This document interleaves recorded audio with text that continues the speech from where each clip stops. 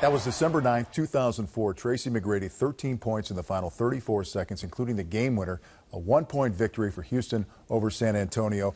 And you were guy in the picture there at the end. Does this? I want to ask Tracy if this looks familiar. No, it's more. Do you remember this? No, Not really? I don't remember it until I saw it on the Here replay. it is. Just a refresher. Gosh, John Barry plays bad defense. Throw your brother under the Throw bus. him under the bus. That's rough. But as it is now, moving forward, the Spurs are off to a great start. They've had starts like this in the past, in fact, at 9-1. And if there is such a thing as a quiet 9-1 start, I guess it is, because it's the San Antonio Spurs, Bones. And with them, it's sort of this business-as-usual approach. Well, who's surprised about it? A lot of people talking about the Spurs coming off the finals and the collapse in the finals and whether or not they'd get back up off the mat.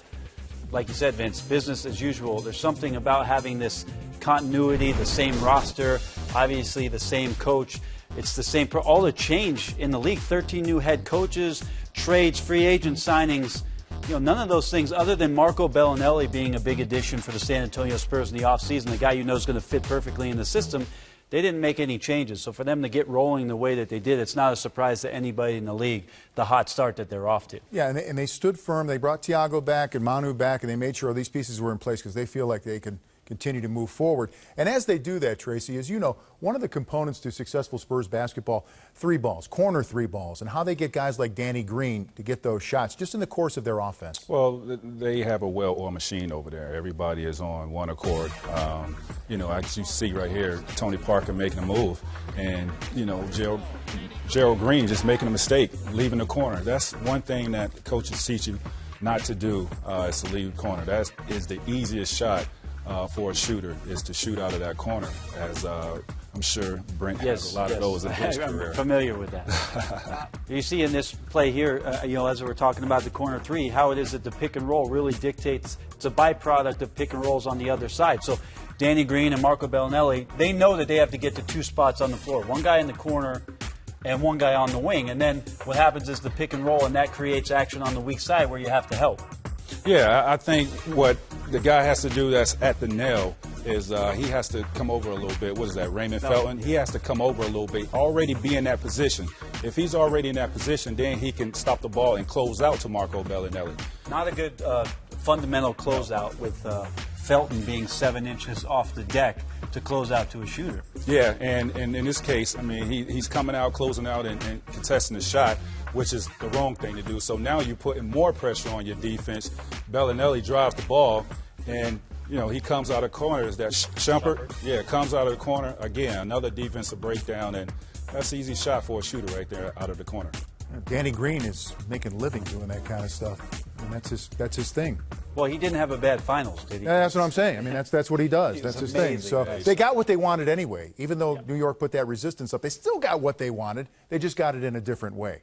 And they're getting some points in a different way this year. You're offering a new wrinkle for San Antonio? They also have this new addition to the lineup, which actually is an older addition to the lineup in Boris Diaw. And this year there's a lot of talk about Boris and his aggressive play. Pop even joking around that Boris went to India and met with a guru and got himself aggressive on the offensive end, which didn't happen. Wouldn't he be more mellow? He wouldn't be more aggressive. You would think so, but it got him going for some reason, and Pop's been talking about it. You saw no hesitation on that jump shot. Here's a play where normally you would expect Boris Diaw to do something else with the basketball. So defenders now have to respect the fact that Boris is being aggressive.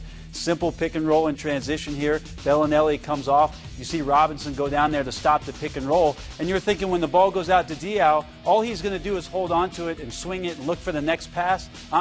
Not this year. Up from 5 points last year to 14 points so far in the season. You see him make the great spin move as Robinson overreacts to the dribble. He gets around, and then watch Boris Diaw's patience. This is what makes him really good in the paint. He's very patient. He knows the shooters are out there. He knows if he creates a passing angle with this pivot and opens up, he can find a shooter. But this year, this is what he's doing, Tracy. He is going to the basket and scoring the basketball. He, right now, on pace, Vince, to double up every statistical shot category from last year.